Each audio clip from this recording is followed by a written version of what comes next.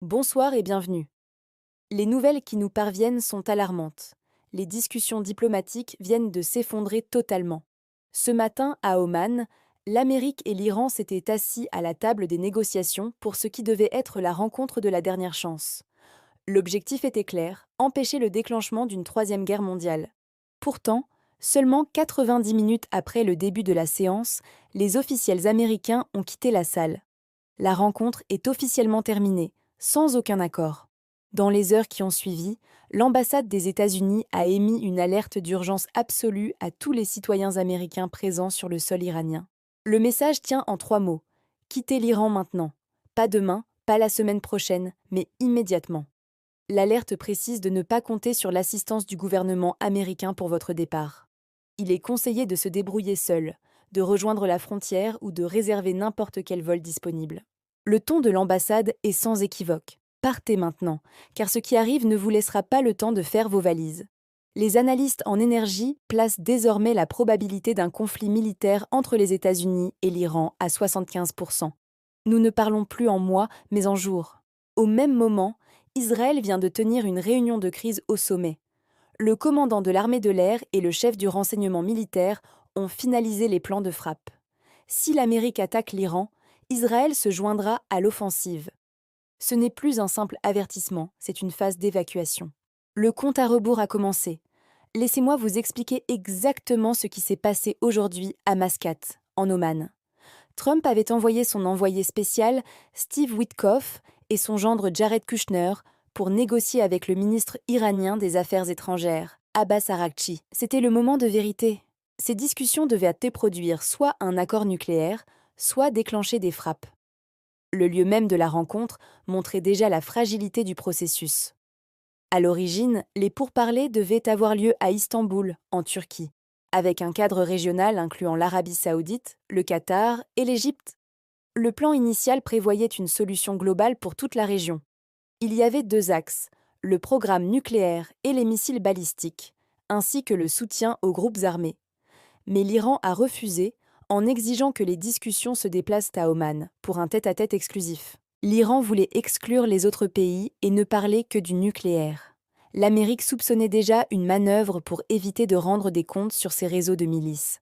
Trump a pourtant accepté ce changement pour donner une ultime chance à la paix, mais le piège s'est refermé rapidement. Les discussions ont commencé ce matin et se sont arrêtées net après 1 heure et demie. Selon les rapports publiés, la délégation américaine est partie brusquement. Aucun progrès, aucun cadre de travail, aucun accord pour continuer à discuter. L'Amérique a tout simplement tourné le dos à la table. Voici ce que l'Iran essayait réellement de faire pendant ces 90 minutes. La télévision d'État iranienne a prétendu que les discussions pourraient durer plusieurs jours. C'était une tentative flagrante de gagner du temps face à la pression internationale qui s'accentue sur leur régime. D'autres médias affiliés au Hezbollah ont rapporté qu'il s'agissait de négociations sur les négociations. Réfléchissez-y. L'Iran ne négociait pas un accord nucléaire, il discutait de l'ordre du jour. L'Amérique est venue pour conclure un pacte, l'Iran est venu pour stagner et gagner des semaines. Après 90 minutes, Washington a réalisé qu'on se moquait d'eux. Des responsables iraniens ont confirmé cette position provocatrice. Un haut clerc, Ahmad Alam-Oda, a décrit les pourparlers comme un simple jeu politique. Il a ajouté que des discussions sous pression militaire n'étaient pas sérieuses. Un autre responsable, Ahmad Khatami, a affirmé que l'Iran poursuivrait l'enrichissement d'uranium quoi qu'il arrive. La position de Téhéran en entrant dans la salle était donc « Nous ne stopperons rien ». Pour eux, ce n'était qu'une mise en scène en attendant que Trump soit distrait par autre chose.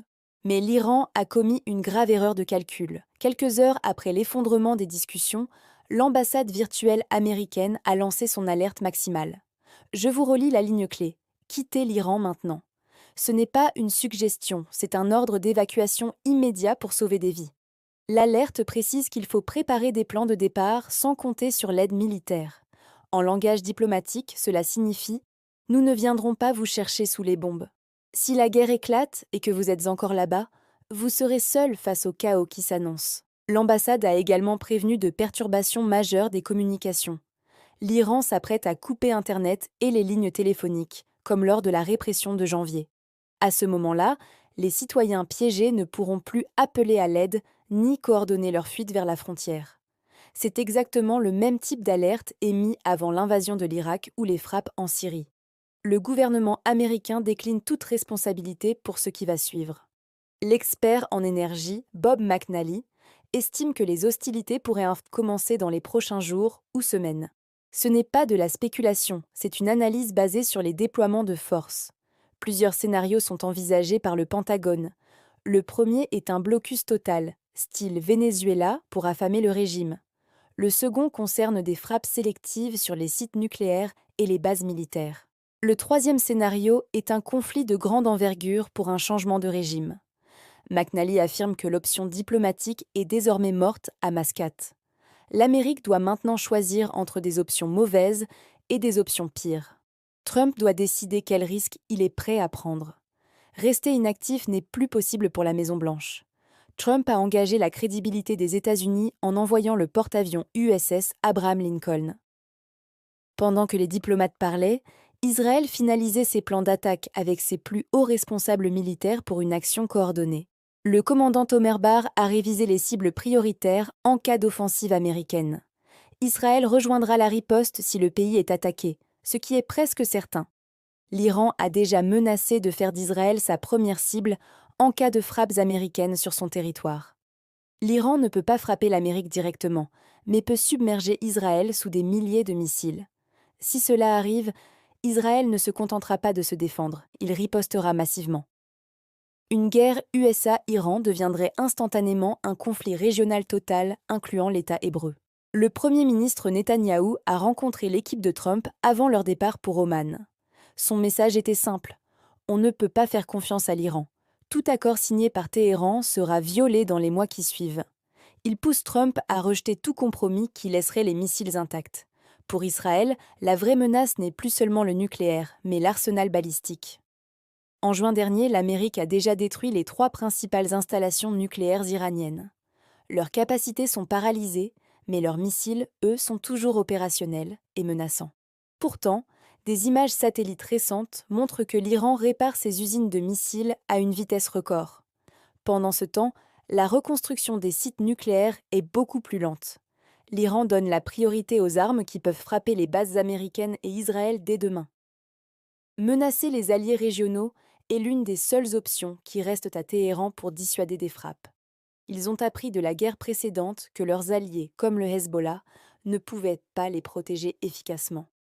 L'Iran se retrouve seul et mise tout sur son propre stock de missiles. Les experts confirment qu'il n'y a pas d'effort intensif pour récupérer l'équipement nucléaire endommagé. Cela prouve que la stratégie iranienne a changé. Ils se préparent à une guerre conventionnelle. Ils veulent être capables de frapper fort et vite partout dans le Golfe Persique. L'agence de presse Fars a d'ailleurs publié des photos des bases militaires américaines dans la région. Sans commentaire, juste les images des pistes d'atterrissage au Qatar, à Bahreïn et au Koweït. C'est une manière de dire « Nous savons exactement où vous êtes et nous pouvons vous atteindre ».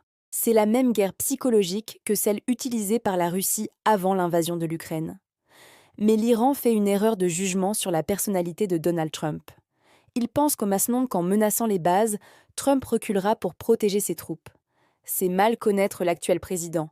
Trump a déjà prouvé par le passé qu'il n'hésitait pas à escalader, que ce soit en 2020 ou plus récemment. Son réglage par défaut est la réponse de force, pas la retenue diplomatique. Le fait que l'Iran ait quitté la table des négociations lui donne maintenant une justification politique parfaite. Le calendrier que tout le monde surveille est désormais très court. L'alerte d'évacuation suggère que l'action militaire pourrait avoir lieu dans les 72 heures. Le Pentagone estime que la fenêtre d'opportunité se referme. Les bombardiers furtifs B-2 sont déjà prêts à décoller pour leur mission. Il y a un autre facteur dont personne ne parle, la panique des pays musulmans voisins. L'Arabie saoudite, le Qatar et l'Égypte tentent désespérément de proposer un pacte de non-agression.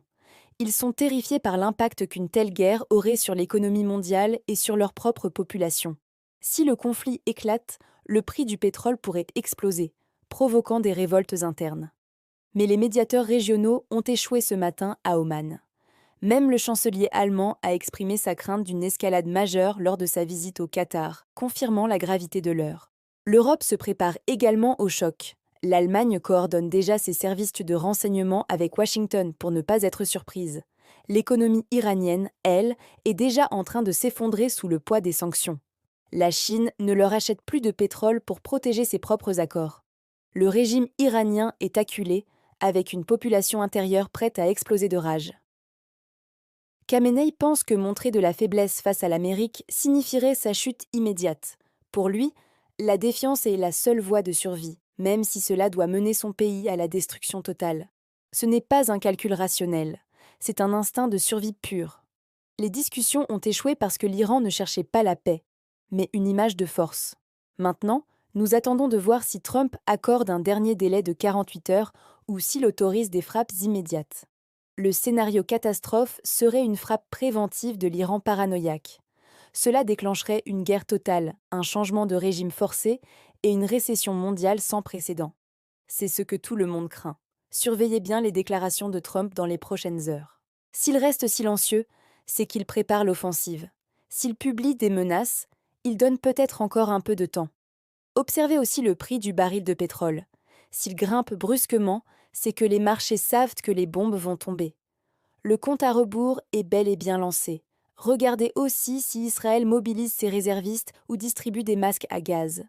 Ils ont souvent un temps d'avance sur les renseignements américains. Le détroit d'Ormuz reste le point le plus dangereux du globe. L'Iran pourrait tenter de le fermer pour emporter l'économie mondiale dans sa chute. L'Amérique se prépare depuis des décennies à garder ce détroit ouvert par la force. Ce qui rend ce moment unique, c'est que l'Iran n'a plus rien à perdre. Un gouvernement désespéré est bien plus dangereux qu'un gouvernement stable. La guerre leur offre un récit de martyrs et de résistance. Pour Trump, reculer maintenant détruirait sa crédibilité face à la Corée du Nord ou à la Chine. Les deux camps sont piégés par leur propre rhétorique. L'échec de Mascate marque la fin de la diplomatie. Nous sommes désormais dans la phase où seuls les actes militaires parleront. Dites-moi en commentaire ce que vous en pensez. Si vous croyez que Trump va frapper, écrivez « frappe ». Si vous pensez que c'est du bluff, écrivez « négociation ».